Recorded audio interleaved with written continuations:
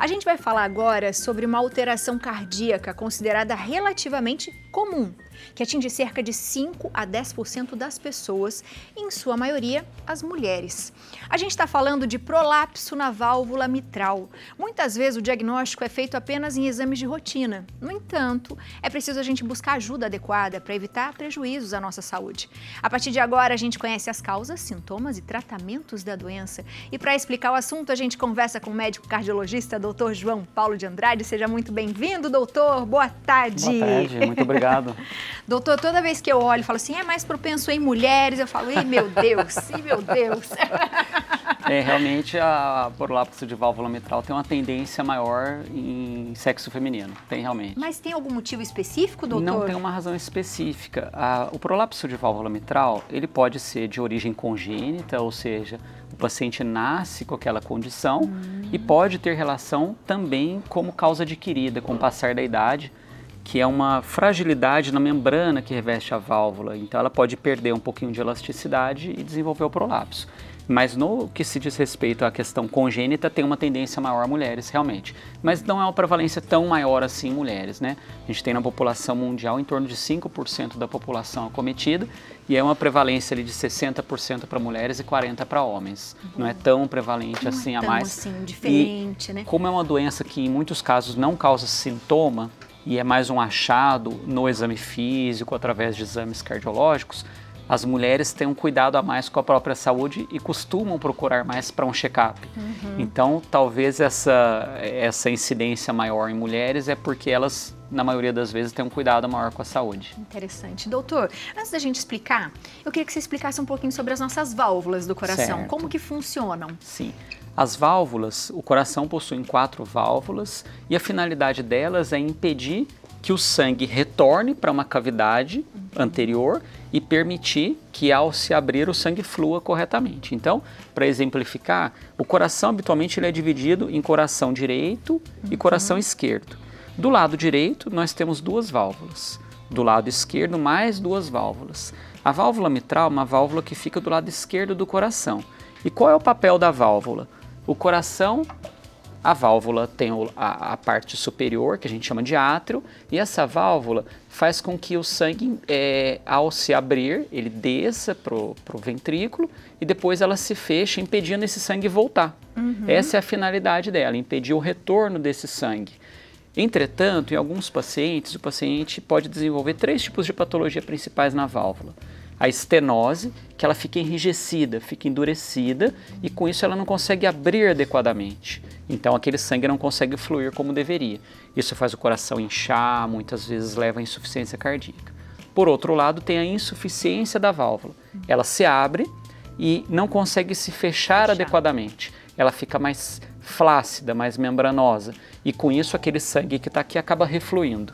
E o prolapso? O prolapso é um desalinhamento no fechar da válvula, então ela se abre e ao se fechar, um folheto não fica bem alinhado com o outro.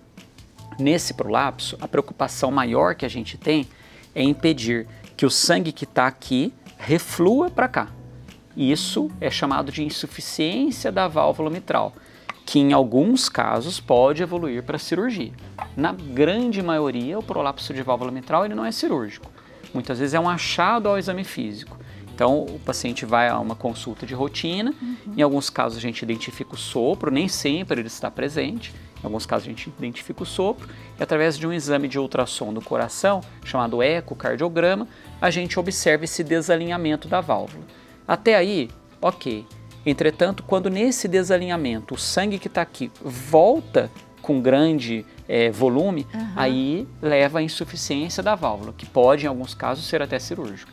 E doutor, você falou que é assintomático, né? A gente Sim. nem sempre sabe que tem, Na maioria das vezes não causa sintoma. Mas chega a causar em algum momento? Sim.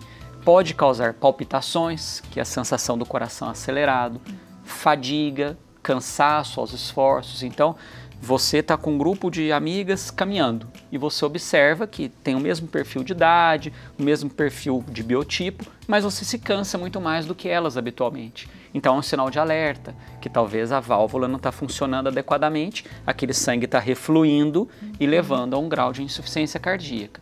Então no primeiro sintoma de palpitação, dor torácica, cansaço, fadiga, inchaço de pernas, deve-se buscar o cardiologista para investigar dentre as causas o prolapso da válvula mitral.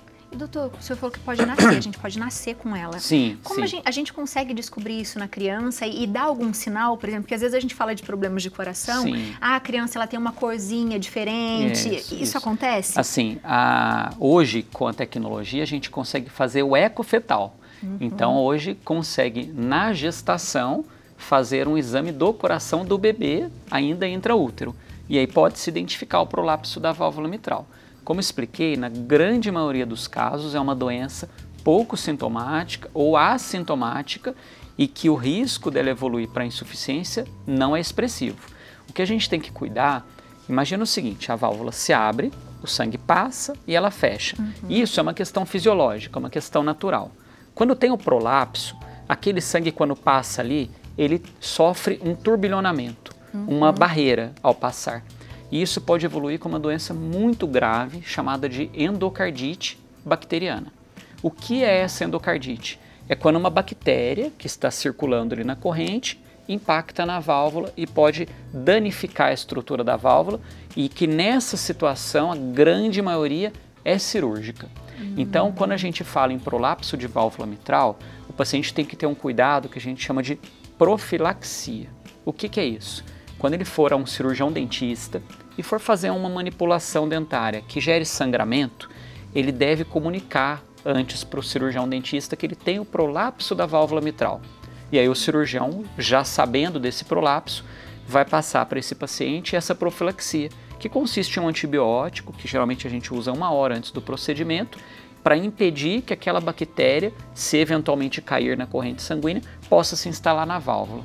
Então, o prolapso da válvula mitral em si não é um problema grave, mas em situações em que não se faz uma profilaxia adequada, como procedimentos dentários, biópsia de intestino, biópsia de próstata, biópsia pulmonar, tem que fazer essa profilaxia, que o risco de endocardite ele é bem alto nessa situação. Então tem que tomar cuidado até com exames, né? Por exemplo, que a gente faz. Sim. Foi fazer uma colonoscopia e eventualmente tirou um fragmento, uma biópsia, o paciente pode desenvolver endocardite se ele tiver o prolapso de válvula mitral. Por isso que hoje os serviços, de forma adequada, pedem uma avaliação cardiológica pré-procedimento. E às vezes o paciente vai no consultório e fala assim pra gente: nossa, mas é só um exame e o médico pediu para passar num cardiologista por causa do exame. Mas aí muitas vezes ele não entende a importância de se fazer essa análise. E ao exame físico a gente consegue, de maneira muito simples, identificar o prolapso através do estetoscópio. E a partir dali a gente pede exames complementares, por exemplo o eco, que também é um exame simples, não é invasivo, não tem radiação, não usa contraste, seguro, rápido, de relativo baixo custo e que traz uma riqueza de informações.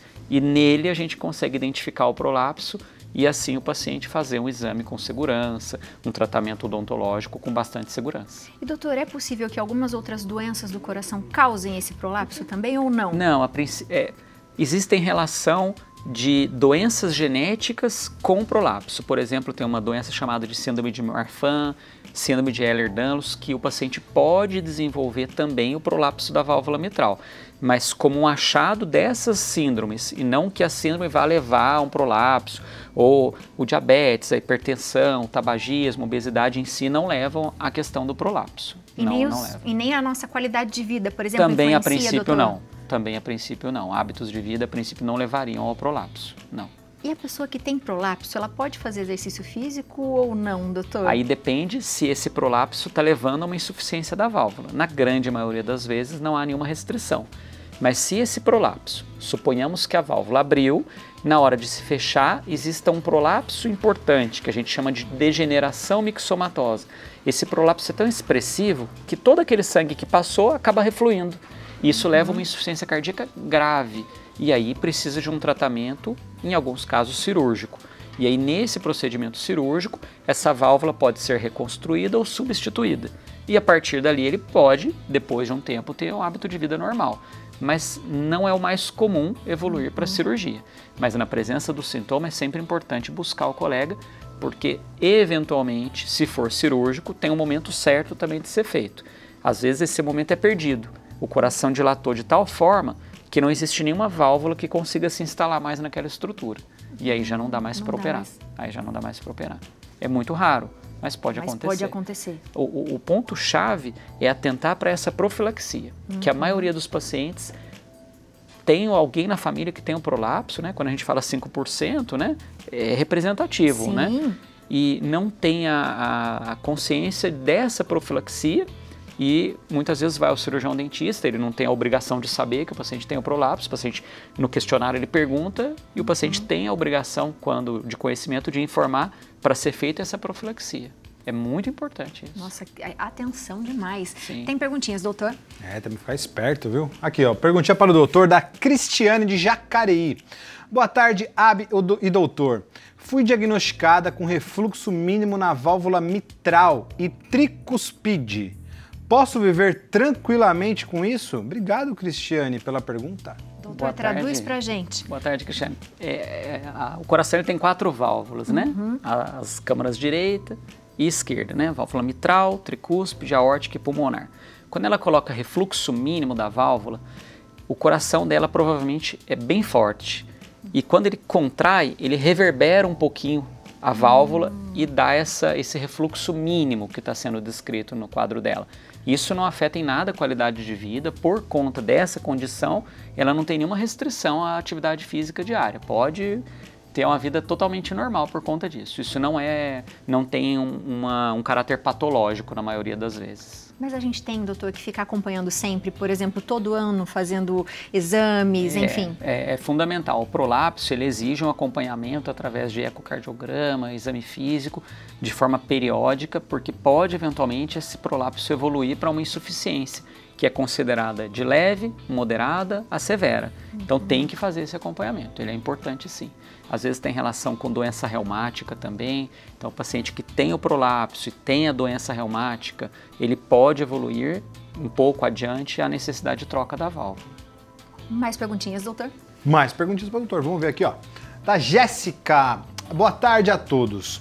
O prolapso é a mesma coisa que a regurgitação da válvula mitral? Obrigado, Jéssica.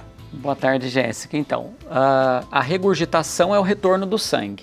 O prolapso é o desalinhamento. Nesse desalinhamento, ela pode ter essa regurgitação, que é o retorno do sangue, que pode ser leve, moderado ou importante. Então, o prolapso geralmente tem um pouco de regurgitação. Agora, a intensidade da regurgitação depende do grau do prolapso. Quanto maior o prolapso, geralmente maior é a regurgitação. E aí que ela tem que ter mais atenção. Mais atenção. Quanto maior a regurgitação, maior a chance dela ter sintoma e maior a chance dela evoluir eventualmente para uma cirurgia. Com regurgitação mínima, o paciente tem uma qualidade de vida absolutamente normal. Não tem nenhuma restrição. E tem tratamento, doutor, assim, nesse período também ou não? É só essa profilaxia ou tem remédios que tem que tomar sempre? Em alguns casos, a gente inicia tratamento com beta-bloqueadores, eventualmente diuréticos, para diminuir os episódios de taquicardia, da sensação de cansaço. Aí a gente individualiza caso a caso, mas eventualmente tem indicação de tratamento medicamentoso, geralmente para controle de sintoma, do coração acelerar e do inchaço que às vezes acontece. Agora, não tem um remédio para impedir a progressão, isso não tem, né? Mas para controle de sintoma. E a cirurgia, caso necessário. Caso necessário, evoluir para a cirurgia. Exato. Qual que é o risco dessa cirurgia, doutora? A gente sabe que toda cirurgia tem um risco, né? Mas as pessoas às vezes têm receio. A receio. cirurgia cardíaca é uma cirurgia de grande porte, né? E por ser uma cirurgia de grande porte, deve-se considerar a condição clínica do paciente. Então, por exemplo, é um paciente adulto jovem, sem doenças crônicas, o resultado cirúrgico ele é muito bom. Quando se trata de um paciente mais longevo, obeso, com outras doenças crônicas, hipertensão, diabetes, tabagismo, aí é uma cirurgia mais complexa. Mas hoje nós temos grandes centros de referência para cirurgia cardíaca. Hoje é considerada uma cirurgia de resultado fantástico. Apesar de ser uma cirurgia de grande porte, o resultado cirúrgico ele é muito bom, risco de óbito em cirurgias desse porte é muito baixo e o resultado a longo prazo é muito bom. O paciente volta a ter uma qualidade de vida muito boa. E rapidamente, doutor? Sim, rapidamente. Em torno de 2 meses ali de pós-operatório, ele já tem uma vida normal. Ah, que bom. É rápido. Mais uma perguntinha, doutor? Certo. Mais uma perguntinha, vocês são demais. Bora ver aqui, ó. Da Ritinha de Ribeirão Pires, São Paulo. Boa tarde, Abiane. Boa tarde, chefe Léo e doutor. Tenho 26 anos e tenho prolapso da válvula mitral. Também tenho osteogenese imperfeita, ossos de vidro. Descobri já faz uns anos. Será que isso aconteceu pela minha comorbidade? Obrigado, Ritinha, pela pergunta. Boa tarde, Ritinha. Bom, a princípio não tem uma relação direta de osteogênese imperfeita e prolapso de válvula mitral. Provavelmente coincidiu dela ter as duas patologias, mesmo porque mulher, né? Então tem uma incidência maior ali, se a gente considerar 1 a cada 20, é uma incidência relativamente alta. Então, a princípio, é uma coincidência. O mais importante é que a Rita possa acompanhar a evolução dessa válvula, né? Se ela está evoluindo com regurgitação, ou seja, com insuficiência, o grau da insuficiência e atentar à profilaxia. Isso é muito importante. Foi no dentista, fala que tem um prolapso. Vai fazer uma biópsia, fala que tem um prolapso, né? Então, isso é muito importante, que às vezes é esquecido pelo paciente e acaba culminando numa endocardite, que aí sim é uma doença muito grave. Ai, ai, ai. Mais perguntinhas, doutor? Mais perguntinhas para o doutor? Vamos ver aqui, ó. José Benedito, São José dos Campos. Boa tarde, tenho 62 anos, fiz um ecocardiograma e acusou refluxo mitral discreto. É para se preocupar? Obrigado, José, pela pergunta. Bom, José, esse refluxo, quando ele é discreto, não traz preocupação, tá? Pode ter uma vida absolutamente normal, tem que estar acompanhando, né, a evolução desse refluxo, mas quando ele é discreto, como eu falei, o ventrículo deve ser bem forte, e aí na hora que ele contrai a válvula, dá um certo refluxo ali, mas isso na maioria das vezes não é patológico, é o que a gente chama de refluxo considerado fisiológico, dentro da normalidade ali. Não traz preocupação nessa intensidade, não traz preocupação. Mais uma perguntinha, doutor. O doutor passou, achou que ia passar aqui ileso. Não, doutor, aqui não. Muitas perguntas para você, doutor. Bora ver aqui, ó. Mais uma pergunta para o doutor aqui. O pessoal bomba demais, vocês são incríveis, tá? Edileide, boa tarde, Abi, doutor e Léo. Fui diagnosticada com dilatação e fibrose no coração e bloqueio do ramo esquerdo. O que devo fazer? E as perguntas são ótimas, viu, doutor? Vou falar para o senhor, viu? Bom, Edileide, assim, o seu caso, quando a gente fala em fibrose do coração, fibrose é morte de tecido, né? A morte do tecido do coração, ela tem várias causas, dentre elas o infarto e processos inflamatórios do músculo do coração. E existem exames que conseguem diferenciar se isso foi causado, por exemplo, por uma artéria entupida, se foi causado por um processo infeccioso viral no coração, um pós-Covid que pode gerar uma miocardite. Então, o caso dela é um pouco mais delicado, né? Ele foge um pouquinho do prolapso, não tem relação com o prolapso, tem relação mais com o músculo. E aí, a gente consegue, através de exames, por exemplo, identificar. Vamos supor, esse daqui é o músculo do coração, né? Que a gente chama de miocárdio. Determinados exames conseguem mostrar para nós se essa fibrose dela é de fora para dentro. Se for de fora para dentro, sugere mais um processo infeccioso, um processo viral. Se for de dentro para fora, sugere mais relacionado a uma artéria entupida do coração. Então tem exames que conseguem nos ajudar nisso, por exemplo, uma ressonância do coração, sugere que é de dentro para fora, a gente indicaria um cateterismo do coração. Então o caso dela sugere um caso mais delicado, né? Um caso um pouco mais que necessita de diversos exames para se fechar um diagnóstico. E o bloqueio do ramo esquerdo é uma alteração elétrica do coração. O coração, quando tem um bloqueio do ramo esquerdo, ele tem um atraso na condução elétrica do coração, no estímulo da parte elétrica do músculo cardíaco. Doutor, chegaram várias perguntas e é sempre bom quando o senhor vem, que tem várias, a gente vai aguardando, tá? Tá certo, combinado. Pra gente falando sempre mais. à disposição. Muito obrigada, seja sempre bem-vindo à nossa casa. E você de casa, atenção, né, doutor? Porque esse é o principal recado, atenção. Se você tem qualquer coisa que vai fazer, avise o médico, avise quem vai fazer o seu exame, enfim, avise. O eco é um exame que tem, toda cidade vai ter um local que faz eco, um exame simples, de baixo custo. e que muitas vezes o paciente é assintomático. Então, fazer o exame vai ajudá-lo na profilaxia, principalmente, né? Com certeza. Você é de casa, continua mandando mensagem, a gente vai separando aqui. Se quiser também mandar mensagem para o doutor, João Paulo Andrade, 1981, @yahoo.com. Doutor, muito obrigada mais uma vez. Ótimo final de semana. Igualmente. Viu?